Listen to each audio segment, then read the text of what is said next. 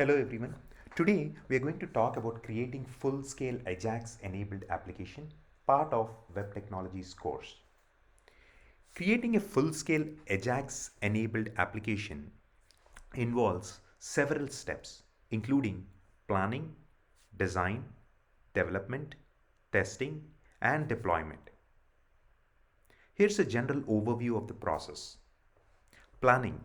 The first step in creating an Ajax-enabled application is to plan the overall architecture and design of the application.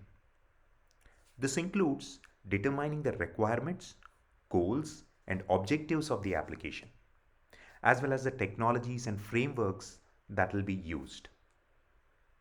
Design. Once the planning is done, the next step is to design the user interface and the overall look and feel of the application. This includes creating wireframes, mockups, and prototypes of the application, as well as determining the overall navigation and layout of the application. Development. After the design is complete, the next step is to start developing the application. This includes writing the HTML, CSS, JavaScript, and server-side code that will be used to create the application. It is important to use JavaScript libraries or frameworks such as jQuery, AngularJS, React.js, Vue.js to facilitate the development process and ensure cross-browser compatibility. Testing. Once the development is complete, the next step is to test the application. This includes testing the functionality of the application, as well as testing for compatibility with different web browsers and devices. Deployment. After the application has been tested and is deemed ready for deployment, the final step is to deploy the application to a web server or hosting platform.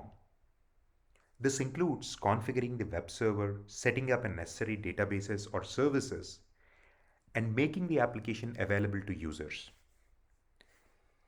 It is important to note that the process of creating a full-scale Ajax application can be complex and time-consuming, and it requires knowledge of web development, web design, and various web technologies such as HTML, CSS, JavaScript, and server-side programming. It is also important to keep in mind that once the application is deployed, you will need to maintain it and monitor it for bugs and security vulnerabilities.